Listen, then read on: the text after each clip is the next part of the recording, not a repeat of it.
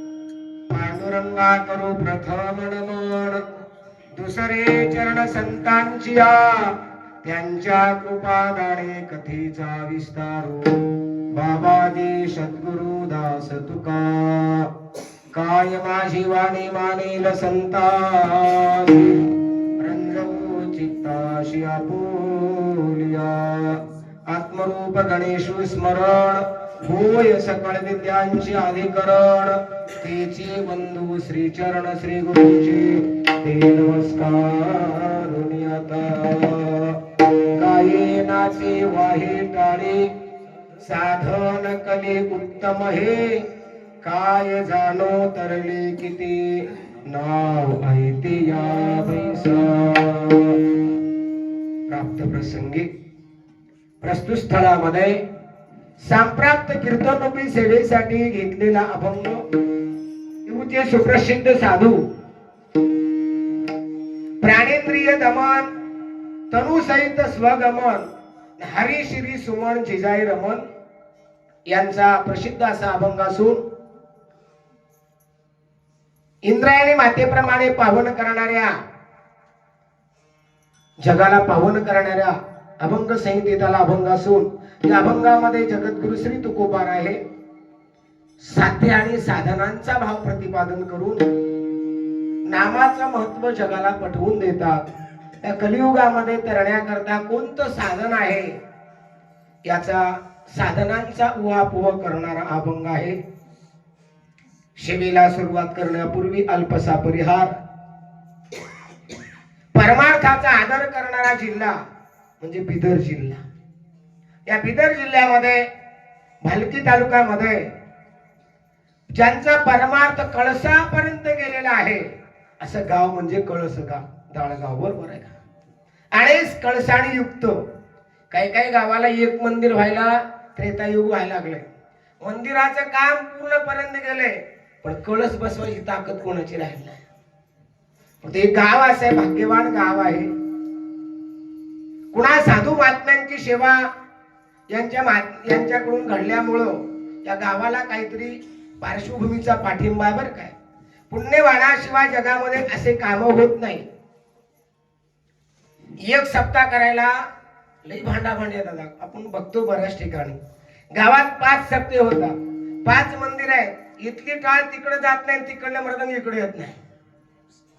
जिथल्या तिथं सगळा जसं संसारिक लोक शेतामध्ये जसं आपापल्या पद्धतीमध्ये संसार करतात ना, तसं परमार्थ सुद्धा नेटका बरं काय. रामदास स्वामींनी सांगितलेलं आहे ना, संसार करावा नेटका, पण कळसदाळ मधील लोकांचा असा आहे परमार्थ करावा नेटका. असं यांच्यापासून शिकण्यासारखा अशा प्रकारचा आदर्श गाव. या गावामध्ये भगवान दत्तप्रभूच्या वर्धापन दिनानिमित्त आणि त्यांच्या मूर्ती स्थापनेच्या निमित्त भगवान प्रभू दत्तांची जयंतीचा औचित्य साधून हा कार्यक्रम गावकऱ्यांनी गेल्या 16 वर्षापासून अथक परिश्रमाने तेवढ्याच उत्साहाने सप्ताह गाव होतात असं काही नाही, पण त्या सप्त्यामध्ये किंमत नसते. किंमत का नसते? पारगळीत आलेला असतो, नियम म्हणून करायचा असं नसता. परंतु या सगळ्या गावातील तरुणांच्या उत्साहामुळं हा सप्ताह 16 वर्षापासून अखंड चालू आहे. त्यामध्ये 16व्या वर्षातील सप्त्यातील दुसऱ्या दिवसांची सेवा आमचे आदरणीय आमचे प्रेमस्नेही बालाजी दादा यांच्या माध्यमातून गावकऱ्याच्या प्रेमातून बरं का, लक्षात ठेवा, सगळ्या गावकऱ्याच्या प्रेमातून आणि दादांच्या आदेशानुसार इथपर्यंत परमात्म्याने मला आणलं गेलं. मी आलो असं म्हणत नाही, परमात्म्याने आणलं गेलं.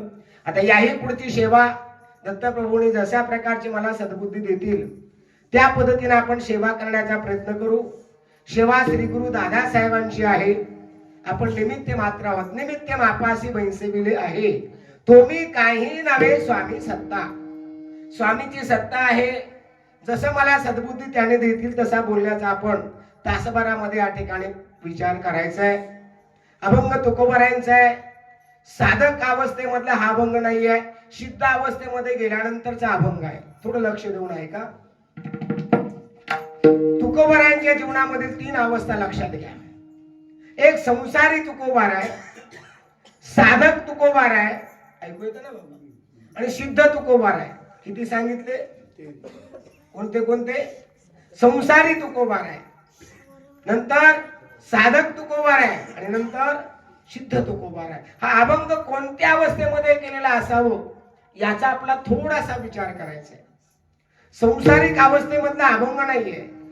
तुकोबाराने संसारामध्ये त्रास झाल्यानंतर सुद्धा काही अभंगाची निर्मिती केली. संसाराच्या तापे तापलो मी देवा, करिता या सेवा कुटुंबाची, मनवणे तुझे आठविले पाय. तुकोबारा देवाला म्हणतात, देवा संसाराच्या तापाने तापलो बरं का. संसार संभ्रमे शिन झाला फार. त्या अवस्थेमध्ये हा अभंग नाही. मग साधक अवस्थेमधला अभंग आहे का? नाही नाही नाही. साधक अवस्थेमध्ये अभंगाचा विचार वेगळा आहे. साधक अवस्थेमध्ये अभंग अनेक की तुकोबाराने केले. त्यातील एक अभंग तुम्हाला नाटाच्या प्रकरणातला सांगतो. कैमे उद्धार पावे काय कृपा करील नारायण, ऐसे तुम्ही सांगा संतजन, करा समाधान चित्त माझे. पूर्ण अभंग पाहून घ्या. सिद्धावस्थेमध्ये अभंग कोणते आहेत? तुकोबाराने आपल्या जीवनाची इति कर्तव्य त्या परमार्थाचं फल हातामध्ये प्राप्त करून घेतले. तुका म्हणे मुक्ती परनिली नोवरी, खिशामध्ये मुक्तीला ठेवलं. तुकोबारा देवाला सांगता, देवा आता नको. बघा तुकोबारांची हुशारी बघा ना. देवा नको रे, देवा ऐके हे विनंती, मज नको रे मुक्ती. केव्हा मिळाल्यावर का न मिळणार ती. माझ्यासारखा म्हणाला मला तुमच्या कर्नाटकचा मुख्यमंत्री व्हायचं, तुला गावात कोणी सदस्य म्हणून घेईना, मुख्यमंत्री पर्यंत कुठे गेला. मला मुख्यमंत्री व्हायचं नाही कर्नाटकचा. कोण म्हणतोय? मी. खरं आहे काही नाही. ज्याच्याकडे पावर आहे, हातामध्ये मुक्ती प्राप्त झालेली आहे, मुक्ती खिशात घातल्यानंतर म्हणतात की आता मला मुक्ती नको. का नको म्हणतील याचा विचार स्वतंत्र आहे, परंतु साध्य प्राप्त झालेला आहे तुकोबारायांना. आणि राहिलेले दिवस 4 दिवस खेळीमेळीचे घालायचे. तुका म्हणे आता उरलो उपकारा. जो आपला अनुभव आलेला आहे, जो आनंद आपण भोगतोय, तो आनंद समाजाला द्यावं ही साधूची वृत्ती आहे. आपल्याला झालेला आनंद आपण भोगतो त्याला कीर्तनकार महाराज म्हणा, आणि आलेला आनंद समाजापर्यंत पोहोचवतो त्याला संत म्हणा. तुकोबाराय संत आहे, जगाला सांगतात बाबा मला अनुभव आलेला आहे. काय म्हणतात दादा? अनुभव आले आनंद, आले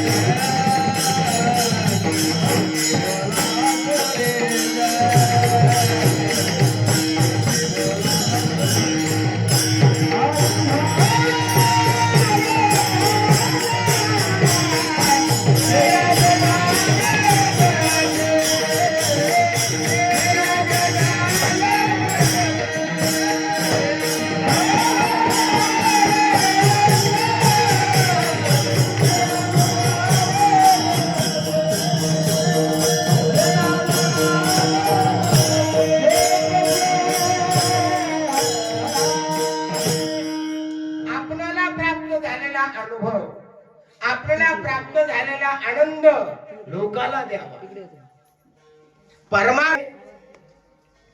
काय सांगला तो बाळू? कीर्तन सांगला तो म्हणा. आपल्याला आलेला आनंद लोकांना द्यावा. आपला आनंद अनुभव आलेला परमार्थामधला लोकांना सांगावा हे भूषण आहे. आणि संसारातला अनुभव लोकांना सांगणं भूषण आहे. संसारातलं काही सांगत जाऊ नका. सांगण्यासारखं संसारामध्ये काय आहे का? संसारातलं सांगण्यासारखं नाही, ऐकण्यासारखं नाहीये. परमार्थातला आलेला अनुभव जगापुढे व्यक्त करतात. आणि या अभंगाच्या माध्यमातून तुकोबाराय सांगतात बाबा हो, आम्ही एक साधन केलेलं आहे. साधन आम्ही केलेलं आहे, त्या साधनाच्या द्वारे आम्हाला साध्यापर्यंत आम्ही प्राप्ती झालेली आहे. आम्ही त्या साधनाच्या आश्रय केला आणि आम्ही पहिलं तिराला पोहोचलो.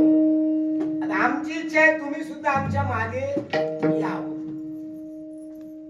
कारण या युगामध्ये दुसरं साधन करण्याला योग्य काळ नाही. काही साधन काही काळामध्ये वापरता येतात, बरोबर आहे ना? कारण युगाचा विचार केला तर 4 प्रकारचे युग सांगतात बरं का. युग किती आहेत? कोणते कोणते? कृता, त्रेता, द्वापार आणि कली. सध्याचं कोणतं युग चालू आहे? कोणता आहे बाळू? कलियुग आहे. सध्याचा युग कोणता आहे? कलियुग आहे. त्रेता युग होऊन गेला, कृता झाला, त्रेता झाला, द्वापार झालं. प्रत्येक युगामध्ये परमात्मा भेटण्याचं साधन वेगवेगळं होतं बरं का. त्या कालामध्ये ती साधनं प्रबल होती. कृतयुगाचा विचार आपण जर करू लागलो, कृतयुगे शमदमादी साधन. भागवतकार सांगतात कृतयुगामध्ये इंद्रियाचा निग्रह आणि मनाचा निग्रह हा त्या कालामध्ये होतो. आता इंद्रिय निग्रह होत नाही, मनाचा निग्रह काय मनोनिग्रह कसं होत नाही बघा. त्या काळामध्ये किती मनोनिग्रह होता? एक भागवतातला तुम्हाला दृष्टांत सांगतो. उत्तानपाद नावाचा राजा, त्याला 2 बायका होत्या. आता किती? 2 बायका होत्या. एकीचं नाव सुरुची होतं आणि एकीचं नाव सुनीती होतं. नाव काय काय होतं? सुरुची आणि सुनीती. 2 बायका. आता याच्यातली आवडती बायको कोणती असेल राजाची? सुनीती नव्हती, सुरुची होती. रुची म्हणजे भोजन. प्रत्येक माणसाला, प्रत्येक आपण जर विचार केला ना, आपणच उत्तानपाद नावाचा राजा होता का? आपणच. आपल्याला नीती आवडते का रुची आवडते? गुरुजी, रुची आवडते, खायला चांगलं आवडतं आपल्याला. तिला एक मुलगा होता, नावडतीला एक मुलगा होता. नावडतीला राजा बाहेर ठेवला होता दूर बंगल्यामध्ये, आणि आवडतीला जवळ ठेवला होता. नावडतीच्या मुलाचं नाव होतं ध्रुव नावाचा बाळ आहे. नाव काय? ध्रुव. ध्रुवाच्या आईचं नाव काय म्हणू? सुनीती. लक्षात ठेव, काय म्हणलं? सुनीती. या ध्रुवाच्या वडिलाचं नाव उत्तानपाद. काय म्हणलं मी? लक्षात ठेव, उद्या विचारेन तुला घरी येऊन. ठीक आहे, लक्षात राहिलं? चला पुढे चला. एके दिवशी ध्रुव नावाचा बाळ लहान मुलामध्ये खेळायला गेला. पोरं खेळत असताना विचारले, अरे तुला बाप आहे की नाही? ते म्हणलं, मला बाप नाही. कारण त्याचा बाप कधी एकीकडे आला, कधी बिस्किट पुडा दिला, कधी खांद्यावर अंगावर घेऊन खेळला. झाला एवढाच गोष्ट खरी, कारण बायकोचे तोंड बघत नव्हता, पोराचं तर का नावडती होती म्हणून. एवढं लक्षात ठेवा. नावडतीचं कोणी असं बघत नाही असं म्हणतात बाबा, खरं आहे की नाही? तोच तुम्ही बघून घ्या. मग पोराने विचारलं, तुला बाप नाही म्हणजे गावाला गेला का? त्यानं म्हणला, मला गावाला गेलेले माहित नाही, मला बापच नाही म्हटलं. पोरं हसायला लागले, बापच नाही कसं रे? तू विचार बरं आईला. घरी आल्यानंतर विचारला, आई पोरं मला विचारतात बाप कोण आहे म्हणून, सांग बरं माझा बाप कोण आहे? तिने सांगितले, बाळ या गावचा नगरीचा राजा आहे ना, तो राजा म्हणाला तुझा बाप आहे. तो बाबा आहे? आई मी बाबाला भेटायला जाऊ का? तिने म्हटली, जा, माझं काही म्हणणं नाही. 5 वर्षाचं ध्रुव बाळ बापाला भेटण्याकरता दरबारामध्ये गेला. आता राजाचा मुलगा सगळ्याला माहिती होतं. त्या दिवशी एका मांडीवर ज्यावेळेस राजा सिंहासना बसला, ध्रुव बाळ पळत पळत पळत गेलं. बापाला थोडं प्रेम निर्माण झाला. अरे कधी नाही ते माझं बाळ, 5 वर्षाचं बाळ, गोंडस बाळ बरं काय. हनुमंतराव दादा तुमच्या मुलीसारखं बरं का. मी आता तुमच्या मुलीला जवळ घेऊन बसलो होतो. एकदम गोंडस, गोड गोड चेहरा. आल्याबरोबर चटकाने उचलून घेतला, मांडीवर बसवला आपल्या. तेवढ्यामध्ये बायको आली. कोणती? सुरुची नावाची बायको आली आणि ध्रुवाचा हात धरून खाली ओढली. सांगितलं, तुला अधिकार नाही आहे बापाच्या मांडीवर बसण्याचा. तुला जर मांडीवर जर बसायचं असेल तर माझ्या पोटाला जन्म घ्यावा लागेल म्हटली. लहान लेकरू बाळ काय करतो? बायको पुढं नवऱ्याचं काय चालत अनुभव आहे तुम्हाला? चालत काय करत? लेकरू रडायला लागलं. रडत रडत रडत आईकडे गेलं. आईने सांगितलं, आई अपमान झाला ग माझा, मला आईनं मांडीवरून ढकलून दिली बघ हे बघ. तिने सांगितले, बाळ आपण देवापासूनच बापाची मांडी मागून आलो नाही. काही जणांना देवानीच नशीब घालावं लागतं, बरोबर आहे की नाही? देवाने जर नशिबात लिहिलं नसेल तर त्या माणसाला मिळू शकत नाहीये. ध्रुवा, अरे देवाने मिळून दिलं नाही मांडी आहे. आई तो देव म्हणजे काय असतो गो? मी कुठे राहतो? त्यांनी सांगितलं, देव अरण्यामध्ये राहतो. तो भेटतो का? हो भेटतो ना. आई मी जाऊ देवाला भेटायला? कौतुक वाटलं, म्हणलं ठीक आहे जा, पण एक काम कर, जाताना तुझ्या मोठ्या आईला विचारून जा. जाताना कोणाला विचारून जा? मोठ्या आईला विचार, मग मात्र तू वनामध्ये जा. ते खरंच बाळाने विश्वास ठेवला आणि आईकडे गेला. आई मी वनात चाललोय, तपश्चर्या करणार, देवाची भेट घेणार आहे आणि मी बापाची मांडी मला मागून घेणार आई म्हटलं. तिलाही दयाने सांगितली, बाळ यशस्वी भव, आशीर्वाद तिने दिला. ध्रुव बाळ वनामध्ये गेला. वनात जात असताना भाग्य त्याचं उदयाला आलं. कारण उदय, भाग्याचा उदय झाल्याशिवाय या जगात संतांची भेट कोणाला झाली? भाग्याचा उदय ते जोडी संत पाय.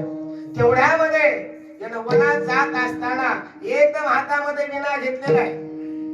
विण्यावर झंकार टाकला, विणेकरी दादा, आणि एकदम नारद आले. नारायण नारायण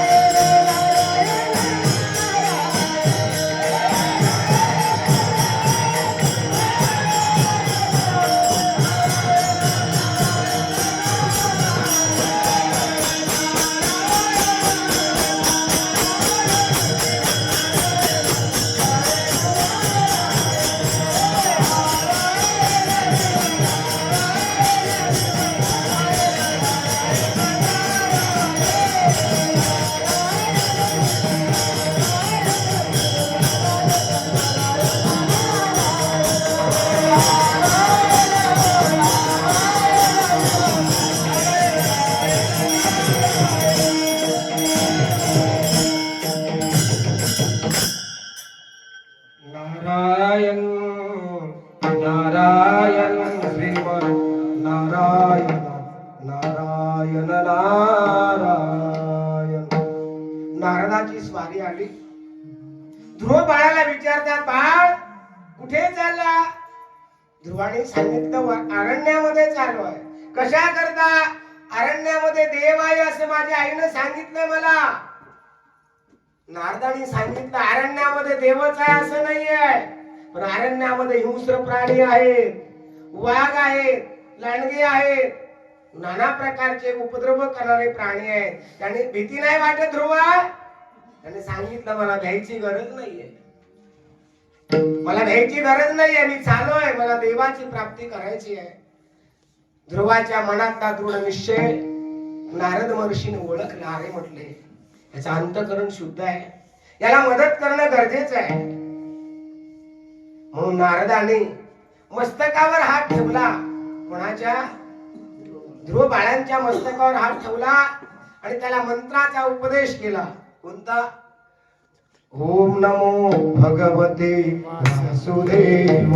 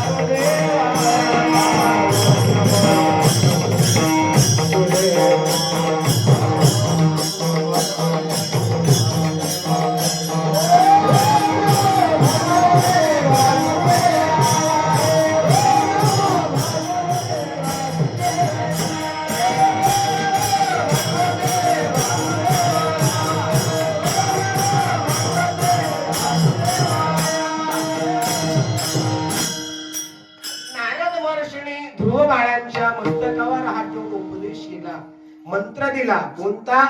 द्वादश अक्षरी मंत्र दिला. ओम नमो भगवते वासुदेवाय. तो मंत्र घेतला, वनामध्ये गेला, पुन्हा एका आणि तीव्र अशा प्रकारची साधना त्यांनी करायला सुरुवात केली. मी काय सांगतोय दृष्टांत? मनोनिग्रह कसा करायचा आणि इंद्रिय निग्रह कसा करायचा. प्रतियुगामध्ये कोणतं साधना देव भेटण्याचा याचा विचार सांगायचा. ध्रुवाने विचार केला भगवंताला प्राप्ती करायची असेल म्हणून 3 दिवसाला एक कवट खायचे किंवा एखादा बोर खायचे. किती दिवसाला बाळू? किती दिवसाला? काय नाव तुझं? काय नाव? वा, आदर्श.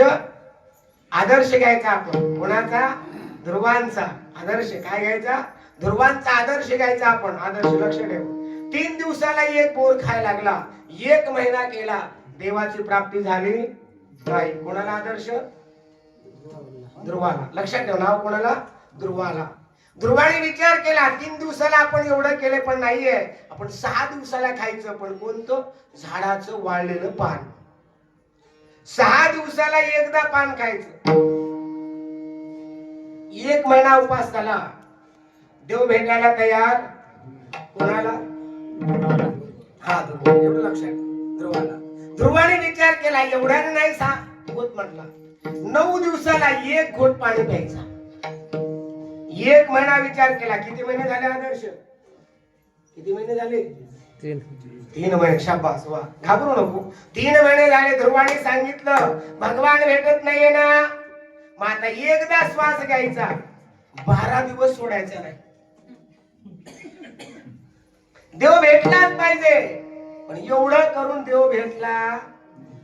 ध्रुवाने सांगितलं आता श्वास घेतला, सोडायचाच नाही. श्वास करतो ना, सोडायचं ना, तू सोडला लगेच. सोडायचाच नाही. सगळ्या देवाला चिंता पडली. बापरे, भगवंताला सांगितलं सगळा प्राण कोणला गेला. आणि भगवंताला सांगितलं जा म्हणजे तुमचा भक्त वाट पाहतोय. आणि भगवंताने धावत आले, ध्रुवाच्या समोर थांबले भगवान. पण ध्रुव काय डोळे उघडायला तयार नाही. ध्रुवाला झोप लागली नव्हती. ध्रुवाच्या अंतःकरणामध्ये परमात्म्याचं रूप बघितलं होतं. नारदाने सांगितलं होतं त्या पद्धतीनं भगवंताचं आठवण करतोय. परमात्मा समोर उभं टाकले, विचार करता ध्रुव डोळे उघडायला पाहिजे. ध्रुवानी मला बोललं पाहिजे, भगवंताला प्रेम निर्माण झालं, पण ध्रुव डोळे उघडत नाहीये.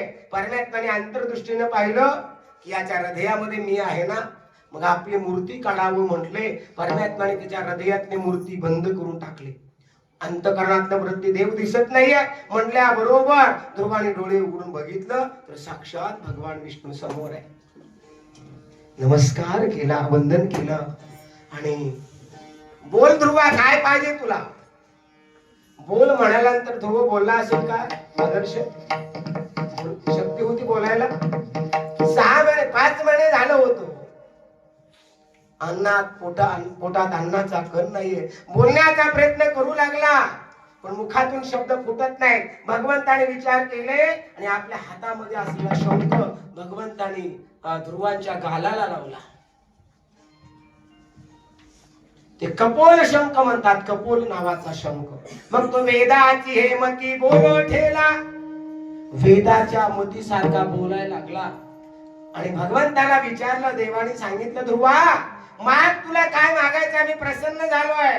ध्रुवाने सांगितलं देवा काय पाहिजे तुम्हाला. भगवंताने विचारलं, ध्रुव बाळ म्हणतात देवा मी एक मागतो. काय मागतो माहितीये तुम्हाला? माझी जेवढी परीक्षा बघितलास ना तेवढी परीक्षा कोणत्याच भक्ताची बघू नको, एवढंच दे बाबा. एवढं दे बरं का. एवढं कोण करणार आहे? आपला तासभर थांबायचं म्हटलं तर किती त्रास होतो. 15 आसन बदलावं लागतं. हे पाय शेणाचा, हे पाय मेणाचा, एकदा इकडं एकदा इकडं. कलियुगामध्ये शक्य आहे का? म्हणून कलियुगामध्ये असे साधन करणं शक्य नाही. त्रेतायुगाचा विचार करा. यज्ञ केल्यानंतर परमात्मा भेटत होता, पण यज्ञ या कालामध्ये शक्य. सुरुवातीला यज्ञ कसं करावं हे कळत नाही. कळलं तर ब्राह्मण कसे भेटत? हत्तीच्या सोनेसारखी अखंड धार कशाची ठेवावं लागतं? तुपाची. तुपाची. आता पंक्तीला फिरवायला म्हणतात वरणात घातलं, वरणातच घातलं म्हणतात, फिरवायला चूक नाही. असं नाहीये. कलियुगामध्ये सगळे साधन निकामी झाली. अवघ्या वाटा झाल्या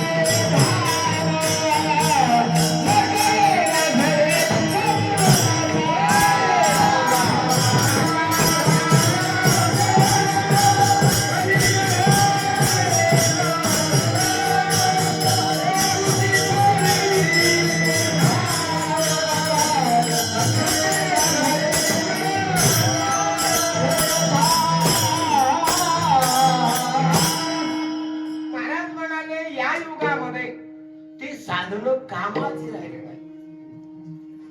अवघ्या वाटा झाल्या क्षीण, म्हणजे शक्तिहीन झाल्या नाहीत असं नाहीये. कळण्याकरता सांगू का, 10,000 रुपयाचं एक इंजेक्शन असू द्या, किती हजारचं, त्याच्यावरली उत्पादन तिथी आणि समाप्त तिथी, कळलं ना, त्याला एक्सपायरी डेट म्हणतात. ते जर डेट संपल्यावर ते इंजेक्शन किती रुपयाला घ्यायचं, 10,000चं इंजेक्शन कितीला विकल? फुकट आहे हा, फुकट मी घेत नाही का, एक्सपायर झालं, तारीख संपली. तसं त्या त्या युगात त्या साधनाचं शक्ती क्षीण झाली. अवघ्या वाटा झाल्या क्षीण, कलीन घडे साधन. कलियुगामध्ये कोणतं साधन घडत नाहीये, कलियुगामध्ये एक साधन आहे. कारण कलियुग कसं आहे माहितीये का, कलियुग खूप मोठं पापाचं युग म्हणजे कलियुग आहे. कलियुग येणार आहे असं धर्मराजाला कळालं. धर्मराजा म्हणले या कलियुगामध्ये राहायचं नाहीये, कारण कली म्हणजे मूर्तिमंत पाप आहे. धर्मराजाच्या काळामध्ये एखाद्याने एखाद्याला जमीन दान दिली म्हणून, उगा ऐकून ठेवा, 1 मिनिटात सांगतो.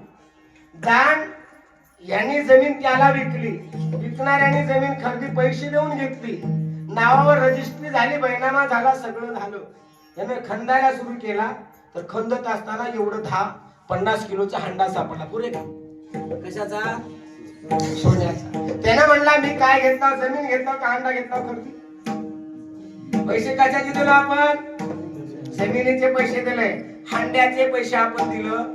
हंडा उचलला आणि त्यांच्या घरला घेऊन गेला. हनुमंतराव का तुमचा हंडा तुम्ही घ्या, जमीन मला दिली तुम्ही, मी जमिनीचे पैसे दिले. हनुमंतराव म्हणला जमीन बी तुला, हंडा बी तुला, तू पैसे घेणार. कोण म्हणला, हनुमंतराव म्हणला मला 50 किलो सोनं नको. दोघात भांडण लागले. त्यानं म्हणला मी जमिनीचेच पैसे दिला, हंडा नगर रे बाबा, पापाचं लोकांचं घेऊ नये. हनुमंतराव सांगायला लागले, बघ जमीन तुला मी या ठिकाणी पैसे घेऊन दिला, ते जमिनीतला हंडा ते काही का असे ना, आता माझं त्याच्यावर हक्क. दोघांचं भांडण राजाकडे गेलं. हनुमंतराव म्हणते मी हंडा ठेवणार, घेणार म्हणतं मला गरज नाहीये, त्या घरातच ठेवले. ते हंडा राजाकडे ठेवले. 2-4 महिन्यानंतर कलियुग येणार होतं, फक्त वारा आलं. इलेक्शन आहे म्हणलं की वारं येते बघा, वारा आल्याबरोबर जमीन घेणाऱ्याने विचार केला, हनुमंतरावकडे गेला. हनुमंतराव म्हणला काय, हंडा तुम्हाला दिलं होतं, आपण कोणापाशी ठेवलं, राजाकडे ठेवला. चला म्हणला राजाकडे. राजाकडे गेले. राजाला सांगितलं, राजा हंडा आमचा तुमच्याकडे आहे, हो आहे, जमीन माझी आहे, जमिनीतलं धन माझं आहे, ते हंडा मज मला द्या. कोण म्हणाले आता, हे जमीन जन घेत नाही. तर हनुमंतराव म्हणला हे तसं नाहीये, तुला जमीन दिलं, हंडा मज मला दे. असं का फरक पडला, फक्त वातावरण चेंज झालं, कलियुग आलं. कलियुगामध्ये धर्म राहिला, कलियुगामध्ये नुसतं पाप आहे, पाप आहे. तुकोबारे सांगता देवा, या कलियुगामध्ये लोक खरे बोलणार नाही. पहाओ कलीचे मैमान, पहा कलीचे मैमान.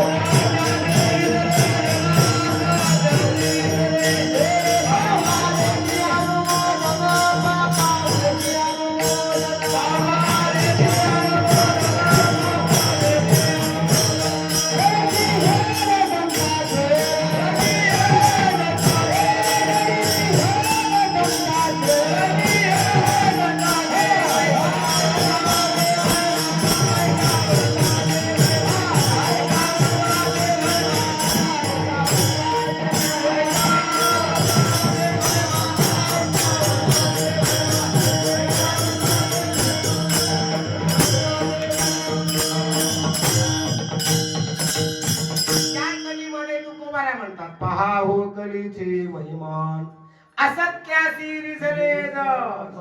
सगळेच लोक असत्याच्या पाठीमागे लागले, सत्याला कोणी विचारायला तयार. पाप करणाऱ्या माणसाच्या मागे लई लोक आहेत का पुण्य करणाऱ्याच्या मागे आहेत? पाप करणाऱ्याला लोक आणून हा मी हाव की तुझ्या मागे काय झालं बघून घेतो. सप्त्याला गेले तर नाही घरी त्या 8 दिवस येणार बघ सप्त्यावर. तुला काय बघ मी हाव पाठीमागे बघून घ्यायला बघ म्हणतात. असं असत त्याशी रिजले पापा देती अनुमोदन करीती हेळण संताची. संताचे हेळणा करतात. उठले का हेला नाही धंदा. ह्या गावून झालं की त्या गावला जातात, त्या गावून गेलं की ह्या गावला. आता लोक आता दादा सारखी लोक पांढरे कपडे घालून जातात ना. आता वारकऱ्याचा वेश म्हणजे पांढरे कपडे घालून लोक म्हणतात आलं बघ बगळा, आलं बघ बगळा. आपण त्यांना म्हणावं मी हाव बगळा की नाही. त्याने काय साबण दिलं नाही कामाला धुवायला, कधी सोडा नाही घरला तर घेऊन गेलेच नाही त्याला आपल्याला कधी. तसले लोक म्हणतात आलं बघ बगळा. बाबा आम्ही बगळे आहोत पण तुझ्यासारखे कावळे नाही. आम्ही बगळे आहोत निश्चित पण कावळे मात्र निश्चित नाहीये. लोक एवढं बोलतात बाबा. या कलियुगामध्ये एवढं पाप होणार आहे, एवढं पाप. जन्म दिलेला पोरग बापाचं ऐकायला तयार होणार नाही. काय म्हटलं? बापाचं पोरग ऐकणार नाही. बाबा शहाणपण शिकू नका, गप्प बसा. बक्कळ माहित आहे तुम्ही कस काय संसार केला ते आम्हाला बक्कळ माहिती, गप्प बसा. सासा झाल्या अंधण्या कोणाच्या? सुनाच्या. आता सासाचं काही चालत गपचिप वाढली खावं नसलं तर शांत. सासूबाई जेवढे सासाव थोडे विचार करा. राहिलेला काळ आनंदात घालायचा असेल तर सुनाला चांगलं म्हणा. आणि खरंच आहे सुनाला चांगलं म्हणणं गरजेचं आहे. तुमची लेक तुमच्या येण्यावर येणार. मग घरातलीलाच लेक मानलं तर तुमचं काय भीम जाणार आहे. पण हे म्हातारी तिला लेक मानायला तयार. तिने म्हणत्या तुझीच लेक कुठपर्यंत येणार आहे म्हणतात की नाही. म्हणून असं नाहीये. या कलियुगामधलं थोरी आहे. या कलियुगामध्ये तुमच्या गावात तूप मिळतं का? कसं किलो आहे? माझ्याकडे लोक 800 रुपये घर बांधायचं असताना बघायला येतात. घर बांधायला महाराज मुलगा कधी खंडाव. मद्यपानाची शिराणी केळविल्या बेभिचारिणी पतिव्रता दैन्यवाणी. पतिव्रता वागणाऱ्या बाईला तिची मान खाली घालूनच राहते.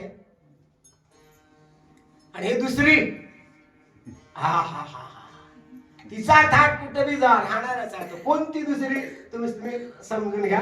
मला काय जास्ती उघड करायला लावू. या कलियुगाची थोरी आहे. अशा प्रकारचं घोर कलियुगामध्ये तरुण जाण्याचा असेल तर एकच उपाय. परमात्मा भेटायचा असेल तर कली पापाची मूर्ती नाम खडग घेऊ. देव भेटायचं साधन नाहीये.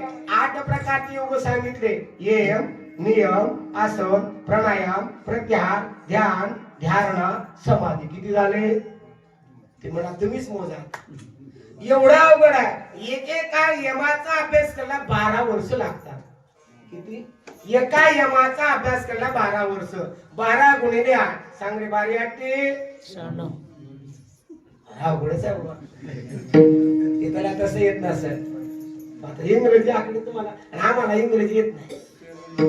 12 8 96 वर्ष. आपलं आयुष्य किती आहे? 100 तर आपण जगणार नाही. गॅरंटी नाहीच आपल्या 100ची. एवढं अवघड कोण बरं 100 वर्ष जगला बी योगाच्या साधनेने गेल्यानंतर देव मिळतो का? योग केल्यानंतर दंभ निर्माण होतो. वायाची उपाय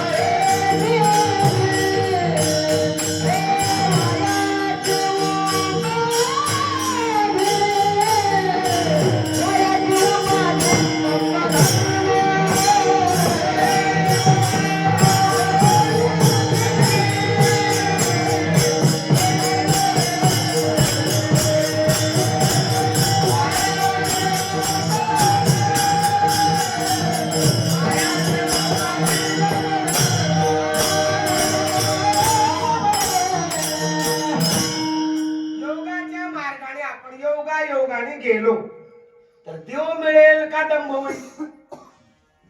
वायाची उपाधी दंभ धर्म. एवढा वर्ष अभ्यास केला, हे निर्माण होईल, देव काय भेटणार? म्हणून योगाचे आचार्य असणारे माझी ज्ञानोबा म्हणतात, बाबा अरे योगाच्या वाटेला जाऊ नका. योगाची वाटा जे निघाले गा सुपटा, तया दुःखाचा वाटा भागाला. म्हणून ज्ञानोबा सांगतात त्या मार्गाला जाऊ नका. अष्टांग योगे नशिनी ये म्हणे निरोध नाकी देरया. वाचा गीत गाई, वाचा गीत गाई, वाचा गीत गाई, वाचा गीत गाई. ज्ञानोबा सांगतात या मार्गाला जाऊ नका. मग काय करा? गीत गा, वाचा गीत गायजे. मग काय करायचं? गायनाने देव आपला प्राप्त होतो.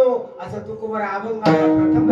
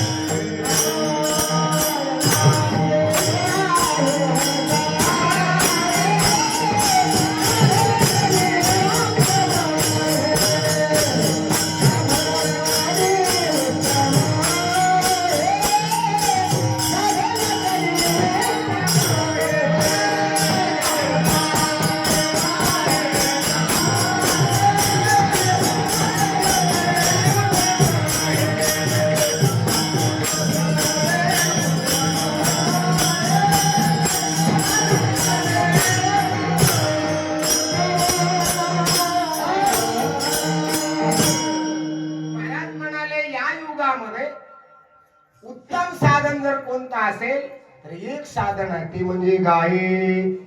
कोणतं साधन आहे? गाणं. मग आपण गाणं गाऊत बरं का आता सगळ्यांनी. विठ्ठल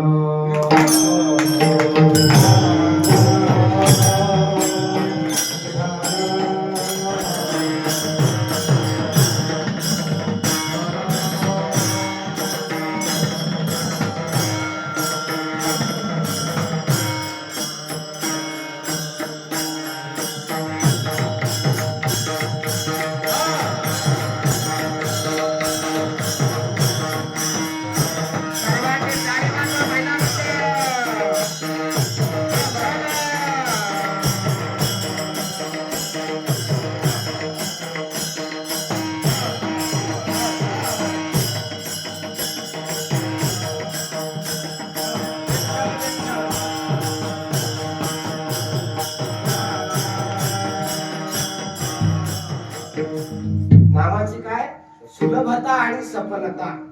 काही काही साधन सफल नाही आहेत पण सुलभ नाही.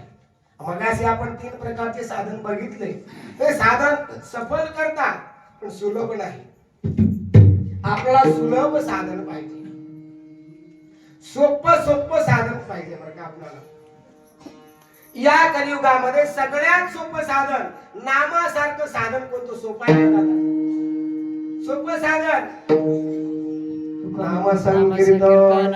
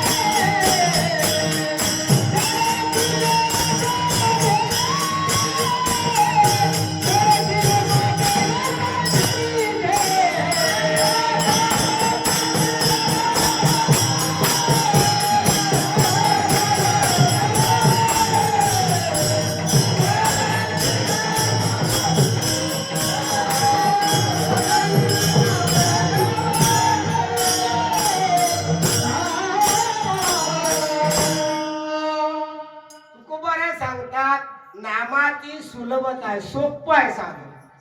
काही अवघड आहे का? नाम घ्यायला काही अवघड आहे का? सोपं आहे की नाही? सोपं आहे की नाही? बसल्या ठिकाणी ठाईच बैसोनी आवडी अनंत बाबा रामकृष्ण हरी विठ्ठल म्हणता येते का नाही? बोल रामकृष्ण हरी म्हणता येते का नाही? म्हण बर.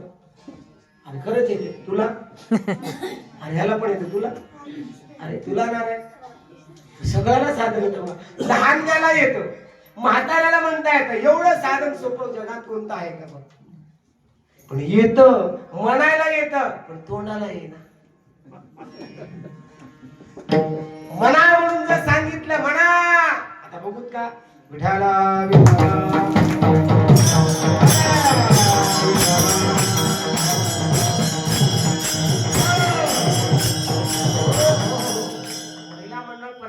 म्हणलेच नाही. तो त्याला येत असेल का नाही? नाम येणं घेणं सोपं आहे पण तोंडाला येणं लय अवघड आहे, लय अवघड आहे. आमच्या व्यंकटदादा सारखं 2 भाऊ होते, त्यांनी चांगले भजन करत होते. गायन कीर्तन चांगलं, आवड भजनाची आवड होती. परंतु म्हातारी घरातली लेख होती. तुमच्या आई नसेल बरं का तसं. हो, म्हातारे देवाचं नाव म्हणून घ्यायचंच नाही. देवाचं नाव म्हटलं का घ्यायचंच नाही.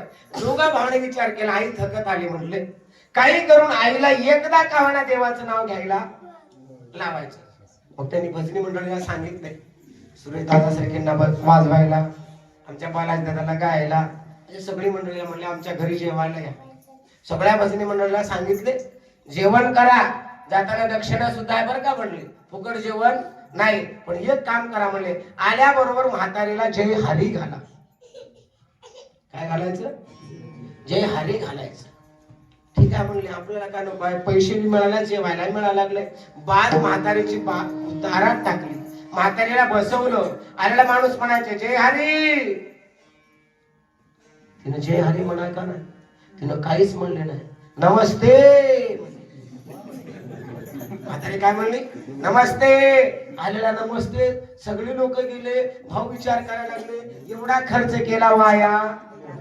कशा करता केले होते खर्च एवढा नाही? म्हातारीनं एकदा तरी रामकृष्ण हरी म्हणली नाही. भावाने विचार केला आहे बघा, म्हणले भजनी मंडळी हो आता आणखी एक करा, 50 रुपये दक्षिणा बोलवतो, 100 दक्षिणा एक्स्ट्रा वाढवून घ्या, पण जाताना एकदा अजून रामकृष्ण हरी म्हातारीला. आता चाललो बघा रामकृष्ण हरी आई येतो बरं का, रामकृष्ण हरी असं म्हणा. ते म्हटलं नको बाबा, तुझी म्हातारी लय खवट आहे रे म्हटले. ते काय म्हणतच नाही म्हणले तिनं. त्यामध्ये एवढे बार करा, जाऊ द्या म्हणलं भिड खातर. सगळ्यांना सांगितलं जाताना आई येतो बरं काय, छान जेवण झालं आई, रामकृष्ण हरी आई येतो बरं काय. यांनी म्हणायचं, म्हातारी काय म्हणायचं माहितीये का, बाय बाय टाटा. परंतु रामकृष्ण हरी म्हणली. देवाचं नाव अवघड आहे का सोपं आहे? नाही, पण तोंडाला यायला काय लागतं, नाम तोंडाला का काय लागतं, तरीच नामाची बाकरी येईल श्रीरामाचे. देवाचं नाव येण्याकरता लई पुण्य लागतं. एका जन्माचं पुण्य नाहीये, अनंत जन्माचं पुण्य लागतं. थोडंसं इतिहास सांगतो, लक्षपूर्वक ऐका. राम जन्माच्या अगोदर रामाचं चरित्र एकट्याने लिहिलं. कोण लिहिलं चरित्र रामाचं गुरुजी? कोणी लिहिलं? वाल्मिकाने. त्याचं नाव आता वाल्मिकी. अगोदर काय म्हणायचं त्याला? वाल्या कोळी. एवढा पाप केला, एवढा पाप केला असं आख्यायिका सांगतात, ग्रंथात नाही पण परंपरेने सांगतात. 7 रांजण त्यांनी शालिग्राम जमा केले होते. किती रांजण? रांजण कळतं का? आता आपल्या स्टीलच्या टाक्या माहिती, तरी पण अजून माहिती रांजण कशाचे? नित्य ब्राह्मण मारलेले. साळी, माळी, तेली, तांबोळी, हाटकर, मराठा हे किती मारलं गणित नव्हतं. नित्य ब्राह्मण मारलं एवढे. एवढा पाप झाला आणि त्याच्या पापाची डायरी वैकुंठामध्ये गेली. याला कसं सुधारावं दादा? लक्षपूर्वक आहे का. नारदाची स्वारी आली, लवकरच घेऊ आपण. नारद आले आणि त्याला सांगितलं, त्या मार्गाने निघाले लोकांनी सांगितलं, महाराज जाऊ नका, वाटमाऱ्या करणारा कोणीतरी बसलाय, तुम्हाला मारेल. त्याने म्हणले माझ्याजवळ आहे काय? वारकऱ्यापाशी काय राहणार आहे? माझ्या हातात एक विणा आहे, बरोबर आहे का, चिपळे आहेत म्हणले. दुसरं काय? हाती टाळ दिंडी मुखी नाम गाणे. आमच्याकडे काय आहे बाबा? आम्हा हेच धन. आमच्याकडे धन दुसरं काय आहे? धन घरी पांडुरंग. आमच्याकडे हे धन आहे. बघूत म्हणले. नारदाने गेले, वाल्याने परशु उगारली, मारणार. नारद म्हणले थांब थांब म्हणल्याबरोबर वाला थोडा गारज झाला. वाल्याने आतापर्यंत 2च लोक बघितले होते दादा, एक पळून जाणारे आणि दुसरा वाल्याला प्रतिकार करणारे. पण नारद मारतही नव्हते, पळूनही गेले नाही. त्याला वाटलं, आश्चर्य वाटलं, अरे काहीतरी वेगळं दिसतो म्हणजे प्रकरण. थांबले. वाल्याने नारदाला विचारलं, असं का? नारद म्हणतात, वाल्या कोणा करता करतोस? मधला सगळा इतिहास तुम्हाला माहिती आहे, मी विस्तार करणार नाहीये. पण शेवटी नारदाने सांगितलं, वाल्या शरण आला वाल्मिक. वाल्याने सांगितलं मला तारा. त्यांनी सांगितलं राम राम मंत्र म्हण. नाम काय सांगितलं? राम. त्या वाल्याला रा आणि म म्हणता येत नव्हतं. काय म्हणता येत नव्हतं? त्याला काय म्हणता येत होतं माहित आहे? मा रा 2 शब्द येत होते. कोणते कोणते? त्या मारा शब्दामध्ये म आहे की नाही, र आहे की नाही, आणि राम शब्दामध्ये काय आहे रे? राम शब्दात काय? रा आहे आणि त्याला म्हणताच येत नव्हतं. ज्याला म म्हणता येते त्याला अगोदर म म्हटलंय काय, नंतर म म्हटलं काय, यायला पाहिजे ना. त्याला राम म्हणताच येत नव्हतं. मारा मारा मारा म्हणायचा. काय येत नव्हतं? मुखात पाप असते. पापी माणसाच्या तोंडाला नाव येत नाही. लक्षपूर्वक आहे का. जरी श्रीमान लाल गाडीच्या दिव्यात बसला असेल, तोंडाला नाव येत नसेल तर पापी आहे.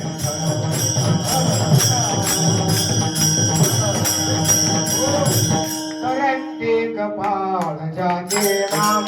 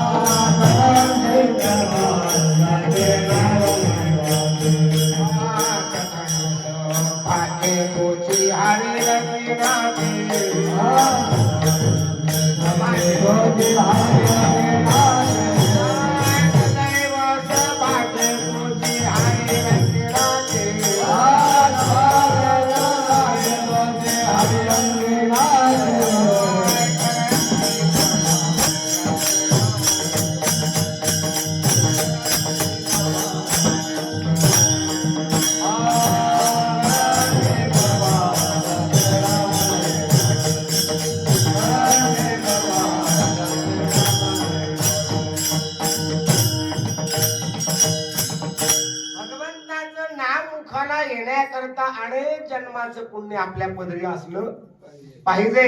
मग तेव्हा माणसाला गाता येतं. गाये माणसाने गायलं पाहिजे. काय गायला पाहिजे? तुकोबारा म्हणतात, गाणं शब्दाचा अर्थ गीत जरी होत असला, कोणतंही गीत गाऊन लोक ऐकायला आले बरं का, लक्षात ठेवा. जरी सुरेश दादा चांगलं गात असले तरी त्यांचं गायन ऐकायला आलेत का त्यांनी अभंग गातात म्हणून आलेत? कशा करता आले? आपण अभंग गातात म्हणून. अभंगाला सोडून जर त्यांनी गायला सुरू केले तर एक बी लोक ऐकायला राहणार नाहीत. त्यांचं किंमत गाण्याला आहे का देवाच्या नामाला आहे? बरोबर आहे ना? इथे तुम्ही कीर्तन ऐकायला आले ना, देवाचं सांगतं म्हणून आला का मी काय बी सांगतो म्हणून ऐकायला आला? देवाचं सांगावं. कीर्तनकारांनी देवाचं सांगावं, देवाविषयी बोलावं, त्यांनी कीर्तन करावं. अन्यथा दुसरं सांगून काय फायदा नाहीये. मग गात असताना काय गासी तरी एक विठ्ठलची गाय, नाही तरी ठाई राही उभा. मग गा या गाण्याने आणि नाचण्याने. गाये नाचे पुढे आपुल्या छंदे. या कलियुगामध्ये गाण्याने नाचण्याने आणि उड्या मारण्याने देव मिळतो. म्हणून माणसाने काय करावं? नाचावं. कुठं नाचावं? कीर्तनाच नाचावं. कीर्तनात उड्या माराव्या. पण लोक नाचतात पण कीर्तनात नाचत नाही. व्यंकटदादा कुठं नाचतात सांगू? काय करावी ती मोलाची मागणी, काय करावी ती मोलाची मागणी, काय करावी ती मोलाची मागणी, काय करावी ती मोलाची मागणी. नाचताती पुरी संसाराचा, नाचताती पुरी संसाराचा.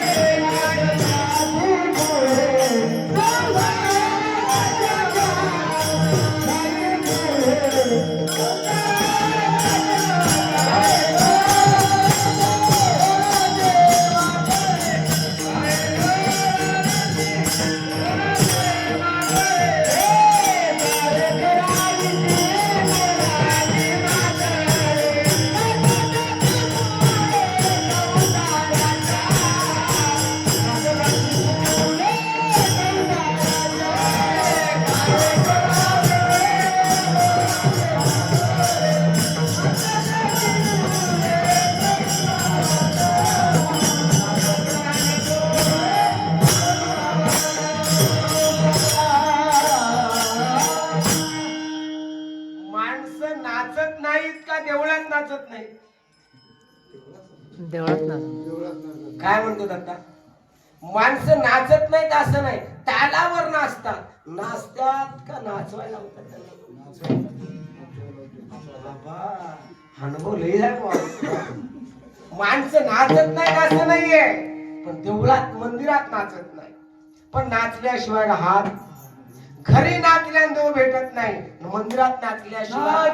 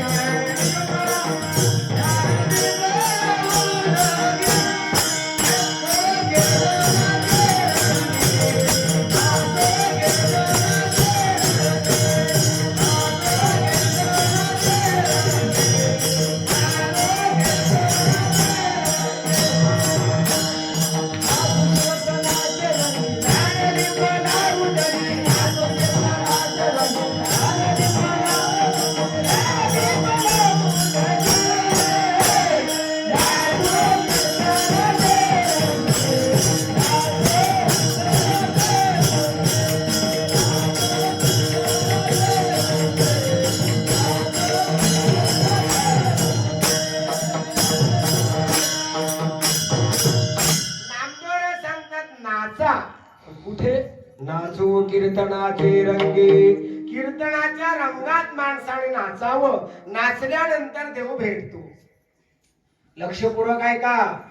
नाचल्यावर देव भेटतो का कीर्तनात नाचल्यावर देव भेटतो? शाबास, असं ध्यान ठेवा. जर नाचल्यावर देव भेटला असता, नाचल्यावर देव भेटत नाही. गायल्यावर देव भेटला असता तर भीमसेन जोशीला भेटला असता. गाऊन देव भेटत नाही. पण कुठं गावं, काय गावं ही महत्वाचं आहे. नाचावं पण कुठं नाचावं याला महत्व आहे. आपल्या मनाला आनंद व्हावा, परमात्म्याच्या रंगात आपण नाचावं. तुझे रंगी नाचो थाता, तुझे नाम गाऊ आता, तुझे रंगी. देवाच्या रंगात नाचावं, देवाच्या रंगात रंगावं. याला नाचणं गाणं म्हणतात. म्हणून तुकोबारा म्हणतात, गाई नाचे वाहे टाळी, साधन कली उत्तम हे. महाराज तुमचं म्हणणं खरं आहे. आम्ही आता नाचतो गातो, तुमचं म्हणणं खरं आहे. पण मला एक सांगा, या गाण्याने नाचण्याने देव मिळतो का? उद्धार कोणाचा झाला का? तुकोबारांना उद्धार झाला का असं म्हणू नको. किती जण उद्धार झाला? अरे काय सांगा, काय झालो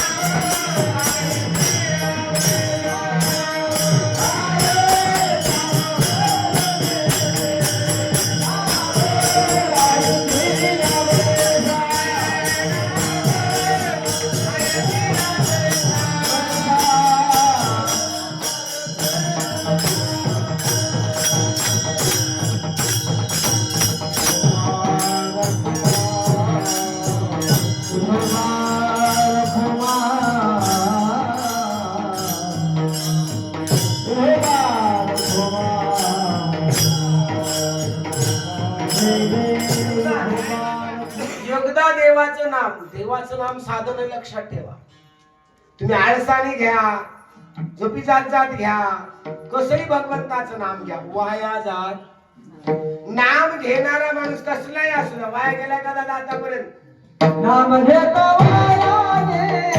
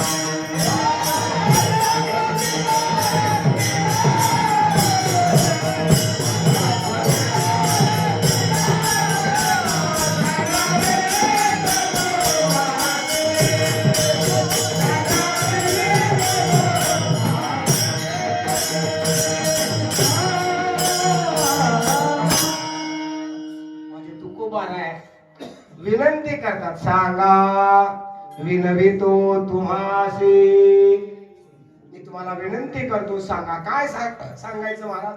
नाम घेतल्यानंतर वाया गेला. असं तुम्ही आजपर्यंत एखादं तरी उदाहरण ऐकलंय का? ऐसा कोणी ऐकला? नाम घेतला आणि वाया गेला असं शक्य नाही. तरी बी काय होतं, उद्धार येतो.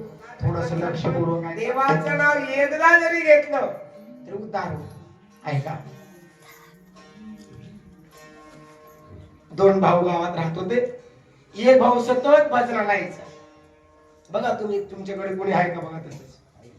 हो, एक भाऊ भजनाला यायचा आणि एक भाऊ देवाचं नाव सुद्धा घ्यायचं नाही. घरात गावामध्ये जर एक भाऊ भगवंताला सन्मुख राहायचा आणि एक भाऊ विनमुख राहायचा. गावामध्ये घरापाशी जर देऊळ असेल तर दार लावून मधल्या घरामध्ये पांघरून कानामध्ये बोट घालून झोपायचा.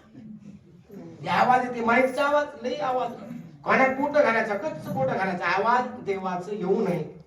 भावाला कळकळ वाटायला लागली. आता जवळ आयुष्य आले, बाबा काय करावं. कदाचित जर खटकना मेला भाऊ तर उद्धार कसा व्हावा. म्हणून त्याने विचार केला, आपण घरी कार्यक्रम ठेवतो.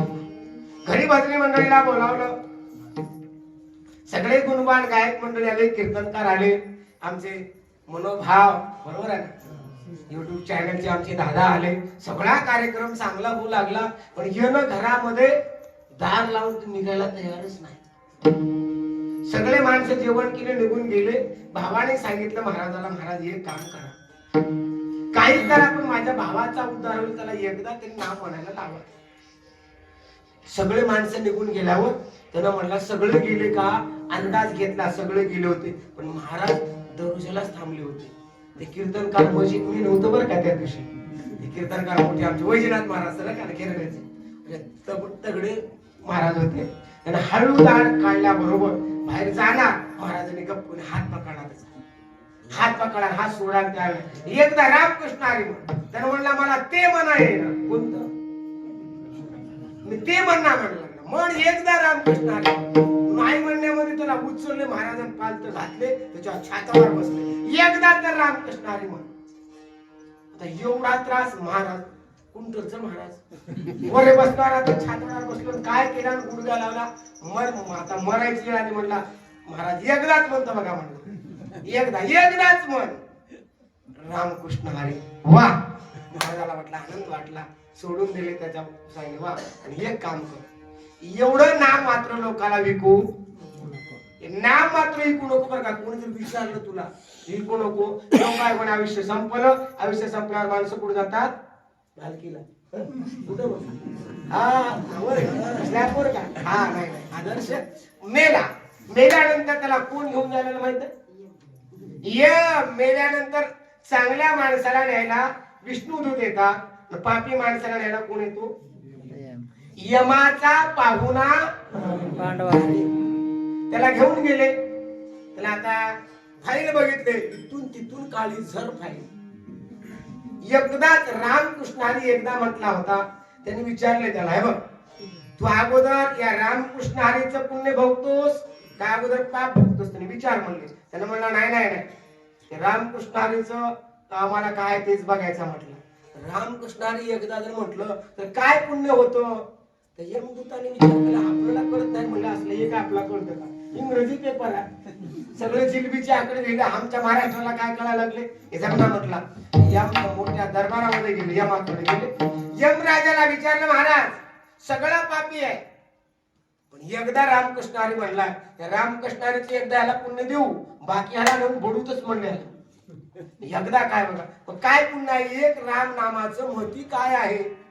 ये म्हणला, कुठं कळतंय?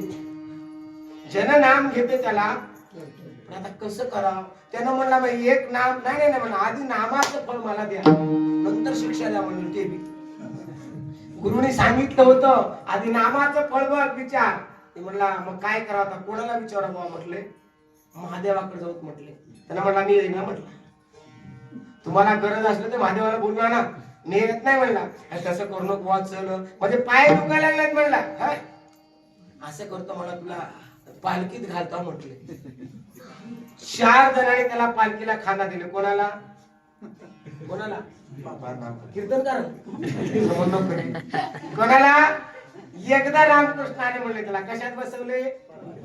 3 तिकड यमाचे दूत आणि एक स्वतः यम खांदा दिला निघाले वैकुंठाला इकडं कैलासाला. महादेवाकडे गेले. महादेवजीला विचारलं महादेवजी. महादेव म्हटलं अरे आज काही दिंडी वेगळीच यायला लागली. म्हणले यम आमच्याकडे कस काय यायला लागलाय? म्हणजे ठेवले काही कारण आहे. म्हणजे एक कारण आहे. याने एकदा रामकृष्ण हरी म्हटलाय. त्या रामकृष्णारीचं फळ काय द्यावं एवढं सांगा. त्याची गणना काय होते? महादेव म्हटलं मी नाम घेतोय मला कळत रे. फक्त त्या नामाची किंमत काय मला तरी कुठं कळते?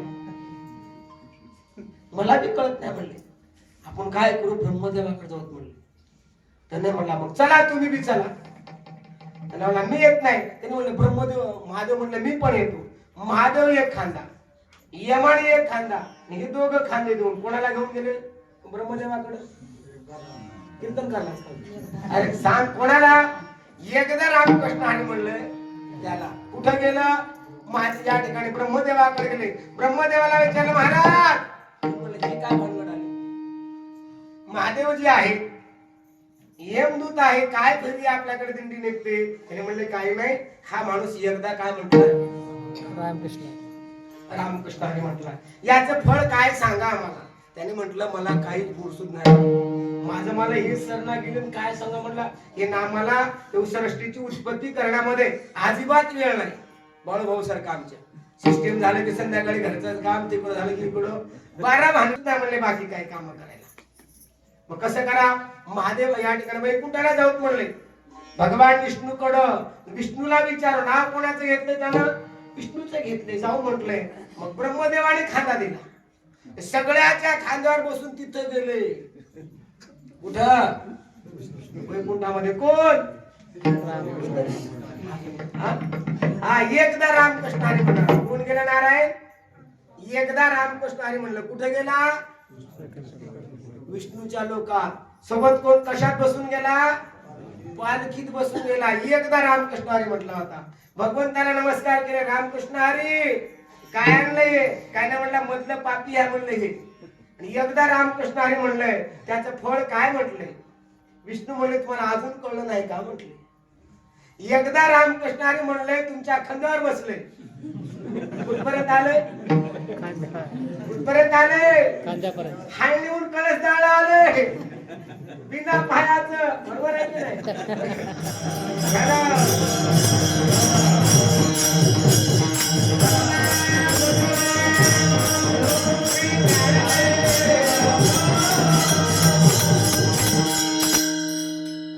भगवान म्हणाले अरे एका नामाचं फळ तुम्हाला अजून कळलं नाही का? एकदा नाम म्हटलं तर वैकुंठामध्ये आलंय. आता ज्यांनी माझं मूर्ती बघितलं त्याला यमाचे पाशाची काय गरज आहे? सोडा म्हणलं इथंच. कुठं राहिला शेवटी? किती बार नाम घेतला होता? मग एकदा नाम घेतलं तर ते आहे. आणि आपण जर 2 मिनिटं भजन केलं तर उद्धाराची संदेह नाही. याच्या काही सेवका म्हणून तुकोबारा सांगतात काय जाणो तरले किती नाव आहे या साधनेश्वर.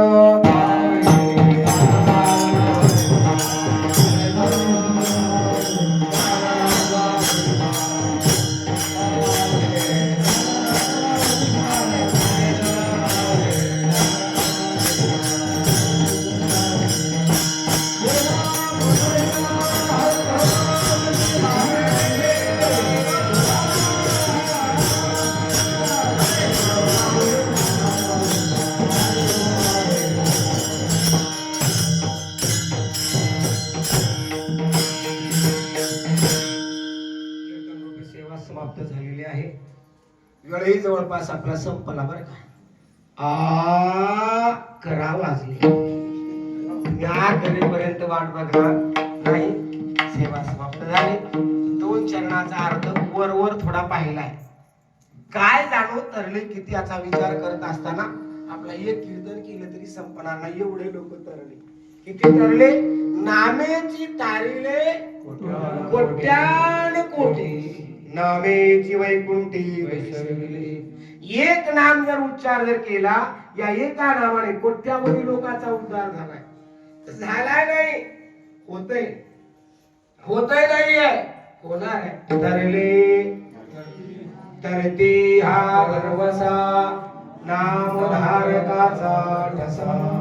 असं जे नाम आहे सगळ्यांनी बाकी कोणाला माझं कीर्तन कळो न कळो पण एक कळावं तुम्हाला की देवाच्या नामाशिवाय जीवनामध्ये सुख नाही, देवाच्या नामाशिवाय समाधान. माणूस म्हणून जन्माला आल्यानंतर किमान 5 मिनिटं गाथा वाचावा, 5 मिनिटं ज्ञानेश्वरीला वेळ द्यावा, 10-15 मिनिटं सकाळी हरिपाठ करावा तर माणूस म्हणून घेण्याच्या लायकीचा आहे. अन्यथा त्याला माणूस म्हणायचं कोणाला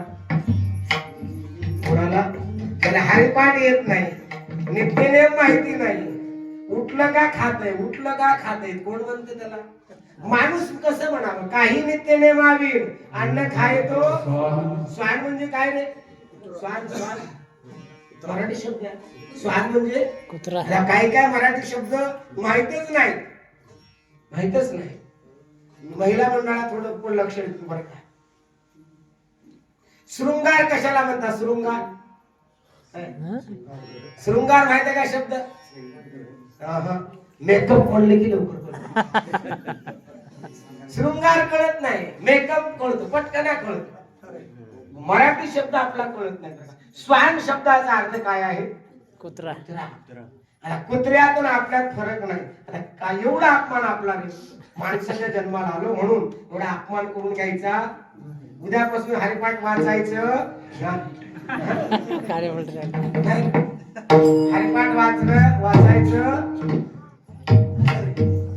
हरिपाठ करा, गळ्यात पवित्र अशी तुळशीची माळ घाला, भगवंताचं चिंतन करा, उद्धार झाल्याशिवाय राहत नाही असं संत महात्मे या ठिकाणी सांगतात. झालेली सेवा परमात्म्याच्या चरणावर आपण समर्पित करू. योग आपला सर्वांचा प्रेमाचा योग आहे बरं का. या गावाला यायचं म्हटलं का खूप आनंद वाटतो बरं का आपल्याला. माहेर साजणी गेला सकळ असणार माझी माहेर साजणी असं या ठिकाणी आनंदाचं गाव आहे. आणि येताना आम्ही आज 2 जण आलो बरं का. लोक पटकन विचार करते 2 म्हणजे कोणाला घेऊन आले मला. मी माझी मातोश्रीला या ठिकाणी घेऊन आलेला आहे. आणि मातोश्रींच त्या बाबतीमध्ये विचार केला ना, 2012ला आम्ही दादा पंढरपूर मध्ये होतो बरं का. आणि चातुर्मास करण्याकरता त्यावेळेस माझ्याकडे गाडी हाताने मारायची गाडी होती. ती गाडी चालत नसताना माझ्या आईनं एक तर स्त्रीचं काम करते म्हणजे स्वयंपाक करणं वगैरे, आणि गाडी ढकलत असताना पुरुषाचं काम करत होती. म्हणजे माझी गाडी चालायची नाही. कुठं शेखर महाराजांच्या कार्यक्रमाला जात असताना खूप चढती आहे, तुम्हाला माहिती असेल. शेखर महाराजांचं खाली आहे ना तिकडे प्रवचनला जायला, वर गाडीच यायची नाही. कधी कधी मला मग ते काय करायची 2012ला बरं काय. आता 13 वर्ष झाले. त्यावेळेस तिची तब्येत थोडीशी चांगली होती. आताही सर्वांच्या कृपेने तब्येत बरी आहे. त्यांची तब्येत चांगली राहावं एवढंच आपण प्रभू दत्तरायाकडे बाकी काही मागायचं नाहीये. आपण एवढंच विनंती या ठिकाणी करू. झालेली सेवा तुमच्या सर्वांच्या चरणावर समर्पित करतो. बोलताना काही अपशब्द गेले असतील, काही चुकून शब्द गेले असतील, सर्वांनी क्षमा करावं. आणि शेवटची या ठिकाणी सुंदर अशा प्रकारचे एक चिंतन आणि तुक भरायचं भजन होईल, शेवटी चाल होईल. तुकाराम तुकाराम